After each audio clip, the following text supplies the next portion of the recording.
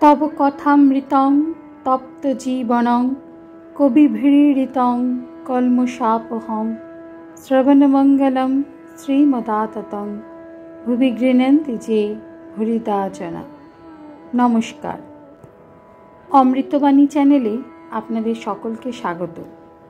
শ্রী শ্রী ঠাকুর, মা ও স্বামীজির রাতুল চরণে শতকোটি প্রণাম জানিয়ে শুরু করছি আমাদের আজকের পাঠ। 1885 অক্টোবর, চতুস্ত্রিংশ পরিচ্ছেদ। ঠাকুর শ্রী রামকৃষ্ণ কলিকাতায় শ্যামপুকুর বাটিতে ভক্ত সঙ্গে। শুক্রবার, আশ্বিনের কৃষ্ণপক্ষের সপ্তমী, 15ই কার্তিক, 30শে অক্টোবর 1885। শ্রীরামকৃষ্ণ শ্যামপুকুরে চিকিৎসার্থ আসিয়াছেন।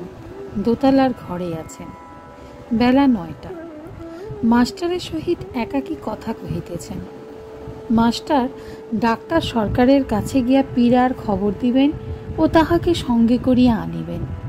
ঠাকুরের শরীর এত অসুস্থ, কিন্তু কেবল ভক্তদের জন্য চিন্তা। শ্রীরামকৃষ্ণ আজ সকালে পূর্ণ এসেছিল। শ্রীরামকৃষ্ণ মাস্টারের প্রতি সহাস্যে। আজ সকালে পূর্ণ এসেছিল। বেশ স্বভাব, মনীন্দ্রের প্রকৃতি স্বভাব। কি আশ্চর্য! চৈতন্য চরিত পড়ে ওইটি মনে ধারণা হয়েছে, গোপী ভাব, সখী ভাব, ঈশ্বর পুরুষ আর আমি যেন প্রকৃতি। মাস্টার: আজ্ঞা হাঁ। পূর্ণচন্দ্র স্কুলের ছেলে, বয়স 15-16। পূর্ণকে দেখিবার জন্য ঠাকুর বড় ব্যাকুল হন, কিন্তু বাড়িতে তাহাকে আসিতে দেয় না। দেখবার জন্য প্রথম এত ব্যাকুল হইয়াছিলেন যে একদিন রাত্রে তিনি দক্ষিণেশ্বর হইতে হঠাৎ মাস্টারের বাড়িতে উপস্থিত। মাস্টার পূর্ণকে বাড়ি হইতে সঙ্গে করিয়া আনিয়া দেখা করাইয়া দিয়েছিলেন। ঈশ্বরকে কিরূপে ডাকিতে হয় তাহার সহিত এইরূপ অনেক কথাবার্তার পর ঠাকুর দক্ষিণেশ্বরে ফিরিয়া যান। মনীন্দ্রের বয়সও 15-16 হইবে। ভক্তেরা তাহাকে খোকা বলিয়া ডাকিতেন, এখনও ডাকেন। ছেলেটি ভগবানের নাম গুণগান শুনিলে ভাবে বিভোর হইয়া নৃত্য করিত। 35 পরিচ্ছেদ। ডাক্তার ও মাস্টার। বেলা 10টা 10। ডাক্তার সরকারের বাড়ি মাস্টার গিয়াছেন। রাস্তার উপর দোতলার বৈঠকখানার ঘরের বারান্দা, সেইখানে ডাক্তারের সঙ্গে কাষ্ঠাসনে বসিয়া কথা কহিতেছেন। ডাক্তারের সম্মুখে কাঁচের আধারে জল, তাহাতে লাল মাছ খেলা করিতেছে। ডাক্তার মাঝে মাঝে এলাচের খোসা জলে ফেলিয়া দিতেছেন।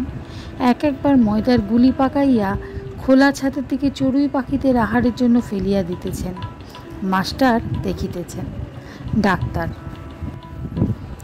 মাস্টারের প্রতি সহাস্যে: এই দেখো, এরা অর্থাৎ লাল মাছ আমার দিকে চেয়ে আছে, কিন্তু ওদিকে যে এলাচের খোসা ফেলে দিয়েছি তা দেখে নাই।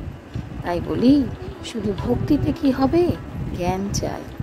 মাস্টারের হাস্য: ওই দেখো, চড়ুই পাখি উড়ে গেল, ময়দার গুলি ফেললুম, ওর দেখে ভয় হলো, ওর ভক্তি হলো না, জ্ঞান নাই বলে, জানে না যে খাবার জিনিস। ডাক্তার বৈঠকখানার মধ্যে আসিয়া বসিলেন। চতুর্দিকের আলমারিতে স্তূপাকার বই। ডাক্তার একটু বিশ্রাম করিতেছেন। মাস্টার বই দেখিতেছেন ও একখানি লইয়া পড়িতেছেন।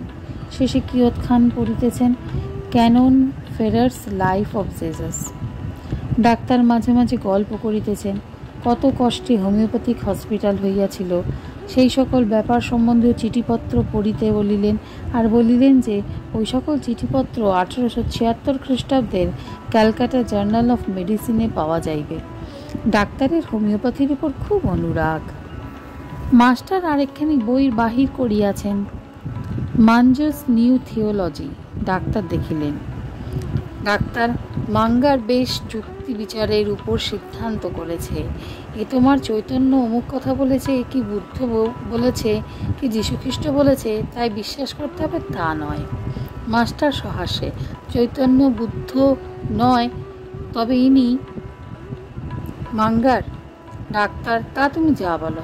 মাস্টার: একজন তো কেউ বলছে, তাহলে দাঁড়ালো ইনি। ডাক্তারের হাস্য। ডাক্তার গাড়িতে উঠিয়াছেন, মাস্টার সঙ্গে সঙ্গে উঠিয়াছেন। গাড়ি শ্যামপুকুর অভিমুখে যাইতেছে। বেলা 2 প্রহর হইয়াছে। দুইজনের গল্প করিতে করিতে যাইতেছেন। ডাক্তার ভাদুরীও মাঝে মাঝে ঠাকুরকে দেখিতে আসেন, তাহারই কথা পড়িল। মাস্টার সহাস্যে, আপনাকে ভাদুরী বলেছেন ইট পাটকেল থেকে আরম্ভ করতে হবে। ডাক্তার, সে কীরকম? মাস্টার, মহাত্মা, সূক্ষ্ম শরীর, এসব আপনি মানেন না। ভাদুরী মহাশয় বোধ হয় থিওসফিস্ট। তাছাড়া আপনি অবতার লীলা মানেন না। তাই তিনি বুঝি ঠাট্টা করে বলেছেন, এবার মোলে মানুষ জন্ম তো হবেই না, কোনো জীবজন্তু গাছপালা কিছুই হতে পারবেন না, ইট পাটকেল থেকে আরম্ভ করতে হবে, তারপর অনেক জন্মের পর যদি কখনো মানুষ হন। ডাক্তার, ও বাবা।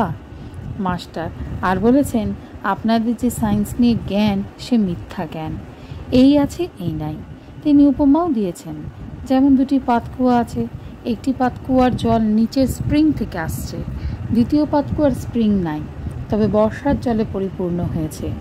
সে জল কিন্তু বেশি দিন থাকবার নয়। আপনার সায়েন্সের জ্ঞানও বর্ষার পাতকুয়ার জলের মতো শুকিয়ে যাবে। ডাক্তার ঈষৎ হাসিয়া, বটে।